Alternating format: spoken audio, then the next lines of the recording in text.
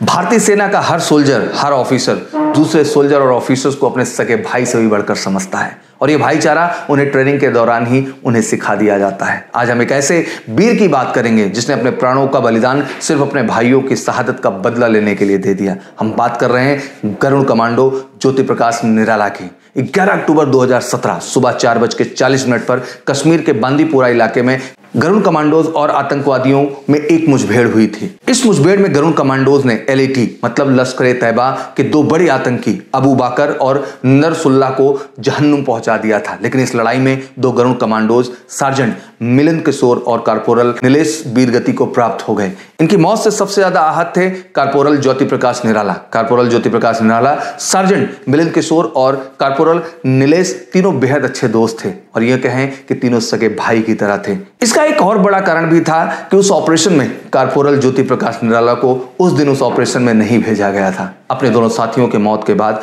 Corporal ज्योति खोए खोए रहते थे और अक्सर रातों को रोया करते थे। ये उनकी बुजदिली नहीं बल्कि अपनी यूनिट के भाइयों के प्रति सम्मान और स्नेह था। कारपोरल ज्योति कहते थे कि जब तक वो अपने भाइयों की शहादत का बदला नहीं ले लेते हैं उन्हें चैन नहीं आएगा। पर किसे पता था यह बात एक महीने बाद ही सच हो जाएगी। 17 नवंबर 2017 की रात गरुड़ कमांडोज के सीक्रेट बेस 617 गरुड़ फ्लाइट के CO squadron leader Rajiv Chauhan अपने 18 गरुड़ कमांडोज के साथ एक ऑपरेशन को अंजाम देने की ब्रीफिंग कर रहे थे। स्क्वाड्रन लीडर राजीव चौहान बताते हैं कि ताजा इनपुट के अनुसार आतंकी ओसामा जंगी और महमूद भाई को चंदगीर गांव के एक घर में देखा गया है। ये नाम सुनते ही कारपोरल ज्योति समेत सभी गरुड़ कमांडोज का खून खौल उठता है। उस रात कारपोरल ज्योति अपने परिवार से मात्र कुछ मिनट बात करने के बाद सो जाते हैं क्योंकि अगली सुबह 18 नवंबर को उन्हें ऑपरेशन के लिए निकलना था। सुबह होने से पहले ही कारपोरल ज्योति अपने कमांडोज के साथ 13 राष्ट्रीय राइफल के बेस पर पहुंच जाते हैं। बेस पर पहुंचकर यह तय होता है कि दोनों आतंकी को मारने के लिए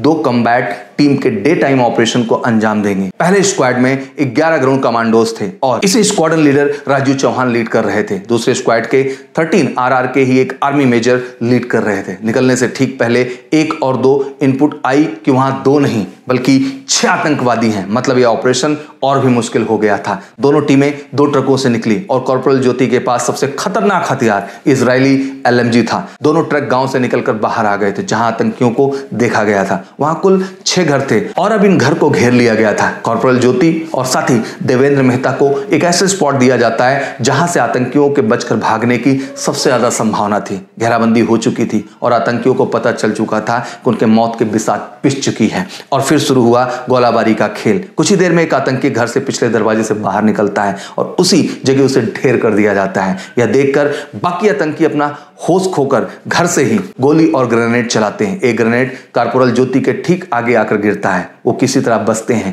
जिस ओर कारपोरल ज्योति और उनके साथी होते हैं आतंकी उधर ही ताबड़तोड़ फायरिंग करते हुए आगे बढ़ते हैं। तभी कारपोरल ज्योति न जाने क्या हो जाता है, वो अपनी LMG उठाकर बिना कवर लिए आतंकियों की ओर दौड़ लगाते हैं और दौड़ते हुए फायरिंग करते हैं और कारपोरल ज्योति की बंदूक से निकली कुछ गोलियां दूसरे आतंकवादी के सीने में धंस जाती हैं और वो वहीं मर जाता है। देखकर बाकी आतंकी अपनी जगह पर ठिठक जाते हैं क्योंकि गोलाबारी के मात्र 6 मिनट के अंदर सबसे बड़ा आतंकी ओसामा जंगी मारा जा चुका होता है। तभी एक आतंकी आर्मी के वर्दी में भागता है। वह कोई और नहीं लश्कर-ए-तैयबा का कमांडर महमूद भाई था। भागते वक्त उसके पैर ओसामा जंगी के शरीर में उलझ जाते हैं और वो गिर जाता है। तभी कॉर्पोरल ज्योति एक बार और अपनी LMG की ट्रिगर दबाते हैं। जंगी के 3 मिनट बाद ही महमूद का भी खात्मा हो चुका था। यह देखकर बाकी बचे 3 आतंकी पास के गड्ढे में कूद जाते हैं। कॉर्पोरल ज्योति को उनके साथी देवेंद्र पीछे से आवाज लगाते हैं कि मेरे आने तक रुक जाओ। कॉर्पोरल ज्योति पीछे मुड़कर हल्का सा मुस्कुराते हुए और अपनी LMG से फायर करते हुए आगे बढ़ना स्टार्ट कर देते हैं और वो अपने CO के रुकने के ऑर्डर को भी कहीं न कहीं अनसुना कर देते हैं। तभी गड्ढे में से एक आतंकी फायर करता है और उसकी 3 गोलियां कारपोरल ज्योति को लगती हैं और वो गिर जाते हैं। तुरंत ही उनके साथी वहां पहुंचते हैं और उनके LMG में बची बाकी सभी गोलियां गड्ढे में छिपे आतंकियों पर बरसा देते हैं। CO राकेश चौहान एक ग्रेनेड गड्ढे में फेंक देते हैं जिससे सभी आतंकियों का सफाया हो जाता है। मात्र 12 मिनट चले इस ऑपरेशन ने घाटी के 6 बड़े आतंकवादी को मार गिराया था। कहने को तो यह ऑपरेशन काफी सफल था पर एक वीर आज फिर से वीरगति को प्राप्त हो चुका था। बिहार के इस लाल ने हंसते हंसते अपने प्राणों की आहुति दे दी थी। जब उनकी पत्नी को यह शोक समाचार देने के लिए फोन गया तो उनका बस एक ही सवाल था, उन्होंने अपने भाइयों का बदला ले लिया था ना। कॉर्पोरल ज्योति अपने घर के इकलौते लड़के थे। उनकी एक बहन थी शशिकला, और कॉर्पोरल ज्योति का सपना भी था अपनी बहन की शादी धूमधाम से करना। उनके जाने के बाद यह जिम्मेदारी 617 गरुड़ फ्लाइट के कमांडोज ने पैसा इकट्ठा करके शशिकला की शादी को बेहद धूमधाम से की। इस शादी में 100 से अधिक कमांडोज शामिल हुए और विदाई के वक्त सभी कमांडोज ने अपने हाथ बिछा करके जो है शशिकला की विदाई की और उनको अपना पैर जमीन पर नहीं रखने दिया। सलाम है कॉर्पोरल ज्योति प्रकाश और उनकी बहादुरी को। यह देश ताउम्र कॉर्पोरल ज्योति प्रकाश का ऋणी रहेगा। जय हिंद, जय भारत।